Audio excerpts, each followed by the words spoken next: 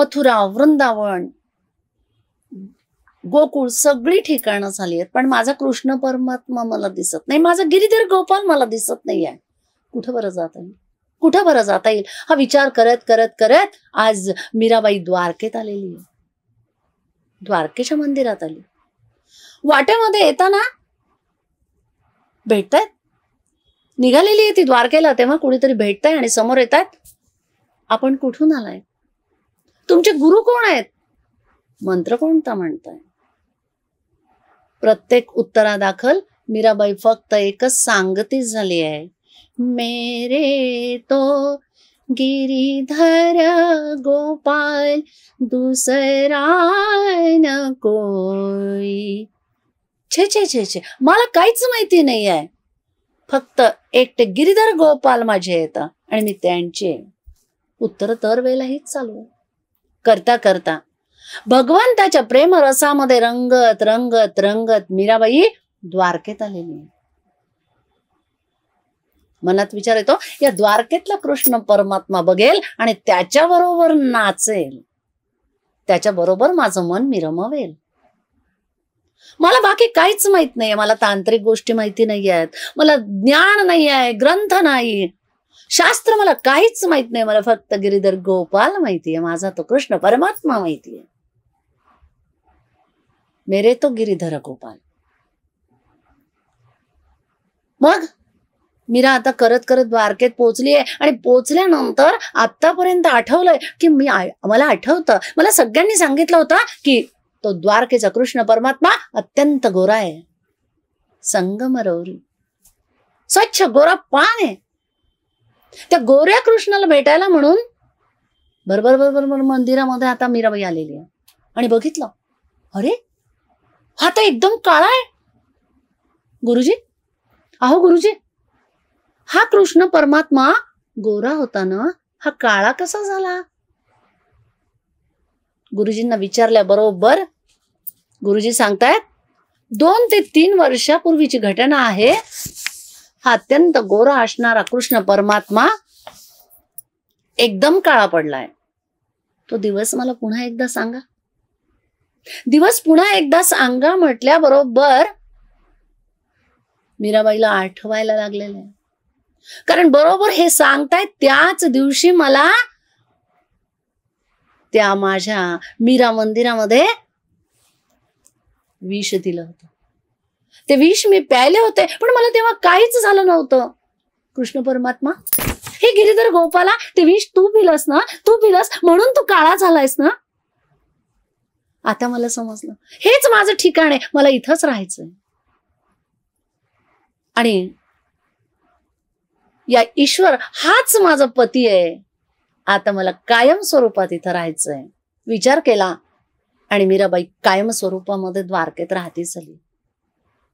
पण इकडं काय झालं, इकडं जेव्हा मीराबाईची कीर्ती हळूहळू सर्व ठिकाणी पोचायला लागली, लोक मात्र मेवाडच्या राजघराण्याला नावं ठेवायला लागले. त्या राजघराण्याला म्हणायचे, अहो तुम्हाला कळतं का, तुमच्या घराण्यामध्ये एवढी विभूती आहे, कृष्ण परमात्म्याची भक्ती करणारी एवढी भक्ती तुमच्या घराण्यामध्ये आहे,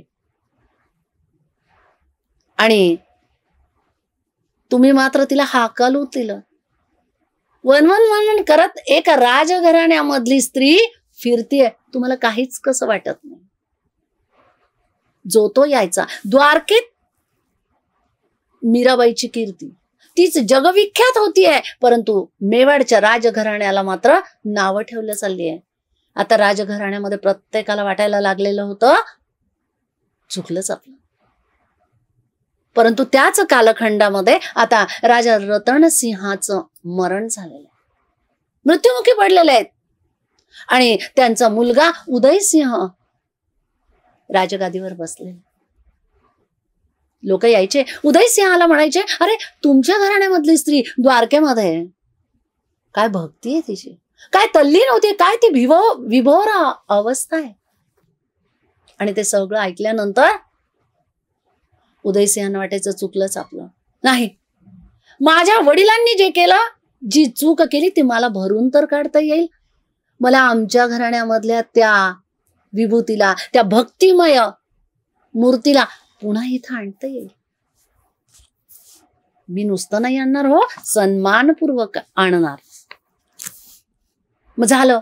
दुसऱ्याच दिवशी 30 ते 40 माणसांचं पथक पालखी मेणा घेऊन द्वारकेला पाठवलंय.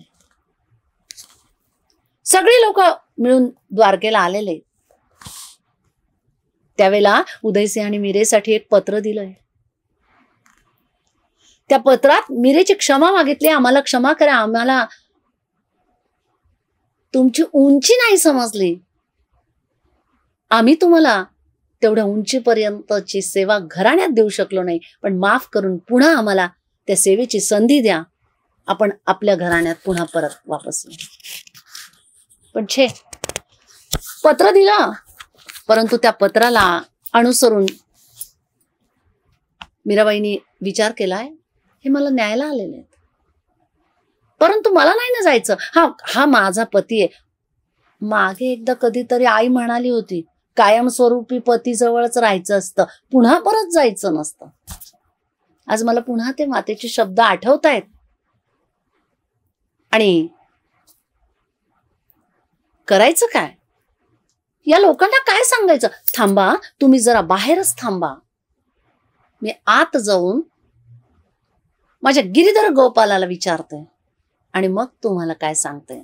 विचार केला, मनामध्ये म्हणते, मेरे तो गिरीधर गोपाल दुसरा न कोई.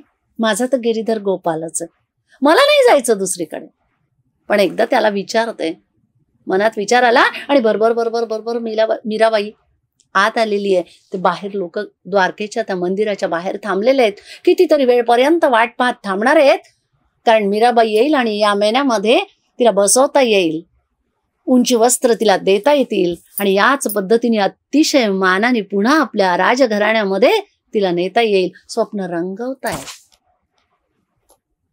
मीराबाई आत आलेली आहे, त्या कृष्ण परमात्म्या समोर उभी राहिलेली आहे, गिरीधर गोपालाच्या समोर उभी राहिलेली आहे आणि त्याला सांगते, हे गोपाला, ही गिरीधर गोपाला, आतापर्यंत मीच फक्त तुझ्याशी बोलत राहिले, तू रे नाही कधी मला बोललास, पण आज तू मला बोलण्याची वेळ आहे. मला सांग, मी तुझ्या प्रेमाची दिवाणी आहे, मला फक्त तुझं प्रेम पाहिजे ना. आता मला योग्य दाद दे. एकदाही बोलला नाहीस तू, आतापर्यंत मला एकदाही बोलला नाहीस, मीच बोलत राहिलेली आहे. मला सांग, मी त्यांच्याबरोबर जावं असं तुला वाटतंय? तुला माझं प्रेम कळत नाहीये? तू म्हणशील जा तर मी जाते, पण मी कधीच तुझ्या बोलण्याची अपेक्षा केली नाही. आज मात्र शेवटची अपेक्षा करतेय, तुझा सल्ला मला पाहिजे. खरं सांगू का रे, मला राजघराण्यात पुन्हा जायचं नाहीये. सांगू गिरीधर गोपाला, अरे सीतेला जेव्हा रामाने पाठवलेलं होतं ना, तेव्हा लवकुशाला घेऊन ती अयोध्येत आली, पण भूमीत लुप्त झाली, पुन्हा नाही हो गेली.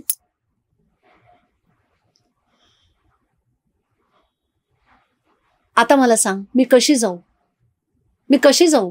आणि हे सगळं म्हणत असताना प्रत्यक्षात त्या कृष्णाची मूर्ती प्रगट झाली. गोपाल कृष्ण भगवान की. त्या भावमय अवस्थेमध्ये ती मीरा असताना मूर्ती प्रगट झालेली आहे आणि त्या पाषाणाच्या मूर्तीनं मीराबाईला आपल्यात ओढून घेतले. प्रत्यक्ष प्रगट झालेल्या मूर्तीनं मीराबाईला आपल्यात सामावून घेतलं आणि पुन्हा मूर्तीनं पाषाण रूप धारण केलं. परंतु आत मीराबाईला घेत असताना त्या ओढणीचा पदर तेवढा बाहेर राहिला. कित्येक वेळ झाली, मीराबाई अजून आलेली नाहीये. काय ते पाहावं म्हणून बाहेरच्या लोकांपैकी 2-4 लोक आत आले. भगवंताचं दर्शन घ्यावं आणि मीरेला शोधावं म्हणून पाहायला गेले, तर त्या भगवंताच्या त्या हृदयामध्ये भगवंताने जिला आपलंसं करून घेतलेलं आहे, त्या मीराबाईची फक्त ओढणी दर्शवित होती की मला मेवाड राज्यात पुन्हा यायचं नाही, मला माझ्या कृष्ण परमात्म्यामध्ये गिरीधर गोपालामध्ये